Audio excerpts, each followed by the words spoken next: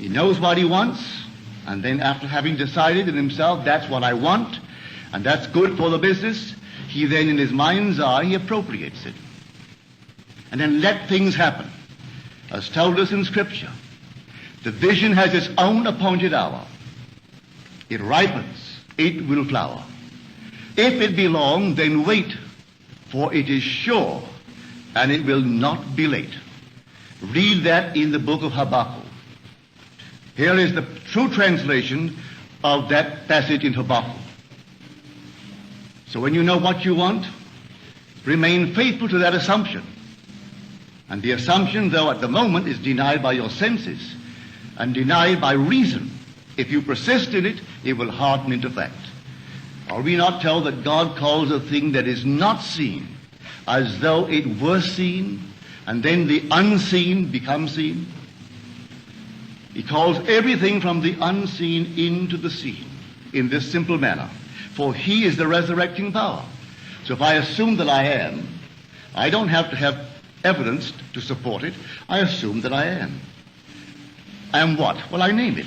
And having given it a name, given it form, given it definition, remaining in it, I resurrect it. And if it takes 1,000 men to aid the birth of that state, 1,000 men will play their parts. And I don't have to go out and look for them, any more than my brother had to go out and look for this man. He would not have known where to start looking for one the day of the sale. As far as he is concerned, he had done it in his mind's eye, and he allowed everything to happen. And he comes right in like a joke. He really thought it was a joke. And he said to this man, are you fooling me? He said, no. He said, well then wait, let me call my father. He's at lunch. He called him on the wire. He said, Daddy, come on up. Leave everything and come.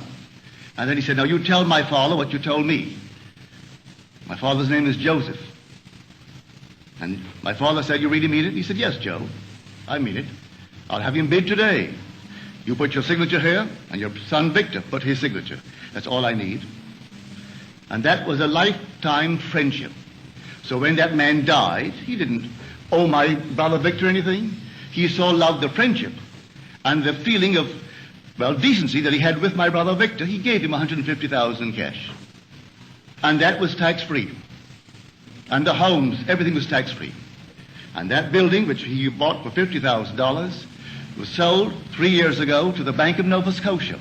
They tore it down and built a lovely structure, but they paid our family $840,000 for that building. So here was a gain, and there was no capital tax gain. None. That whole thing was simply free. So I know what I'm talking about. All I need from you is the acceptance of it. Will you believe it? Will you believe that with God all things are possible? Will you believe that all things are possible to men? Well, you can prove it in the not distant future. But you are the operant power. It will not work itself. If you dare to assume this very night that you have a better job than you now hold, or that you have a larger income, you may be fired tomorrow. Don't be concerned.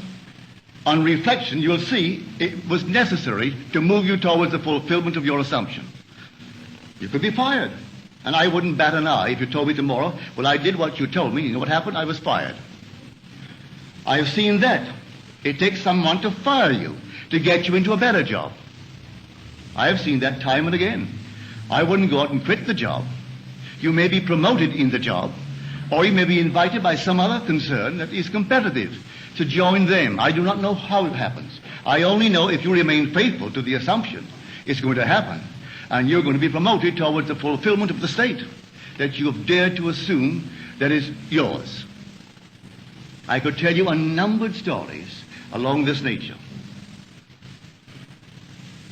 So here I say, dwell in the end. The end is where we begin.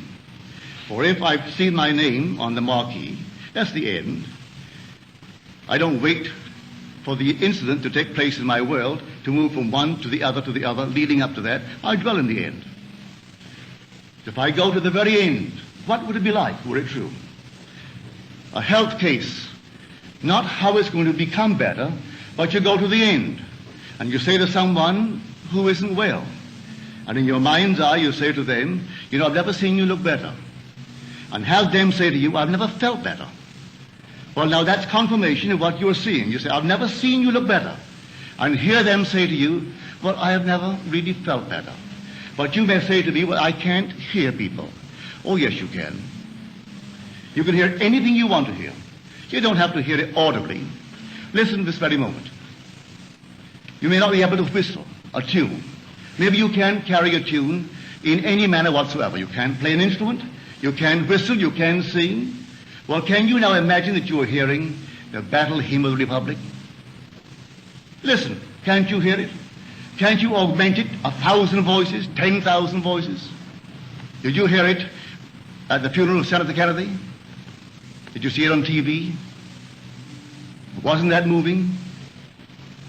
When the organ began to peal, and suddenly that lovely soft voice singing it, and the whole thing became, well, the whole vast TV world was filled with it.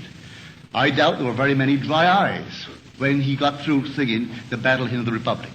Well, I can sing, I can whistle the tune, but I can just right now, I'll stand here and listen and hear the entire thing swell. If I tried to duplicate it with my voice, I couldn't do it, but I can hear his voice as he sang it. You can hear anyone's voice. You can hear the speaker's voice.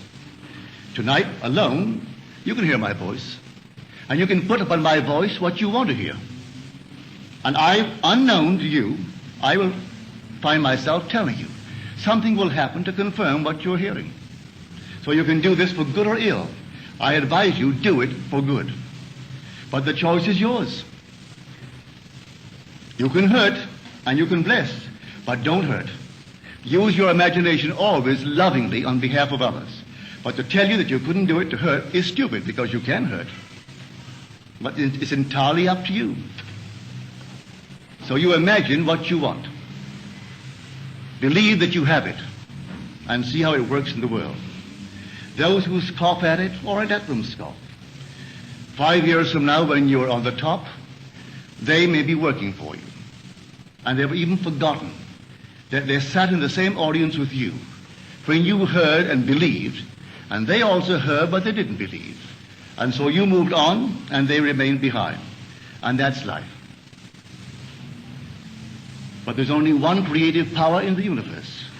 Scripture names that power as God, Jesus Christ, the Lord, the same power. Because there aren't two gods, there aren't two lords, there's only one.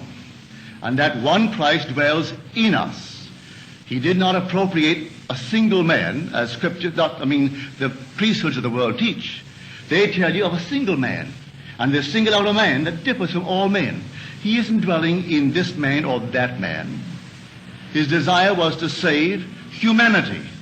And so he dwells in us, not in that particular man. He didn't become this one man dwelling in one man. No, let no one tell you that the Christ in you differs from the Christ, and let them name any man they want. He cannot differ. If there is a Christ other than that Christ who is crucified within us, and who rose and continues to rise in humanity, he's a false Christ. And the teachers who teach of an external, objective, different Christ are false teachers. Christ is within, and he rises within. And so you go out and put it to the test. Put it to the extreme test.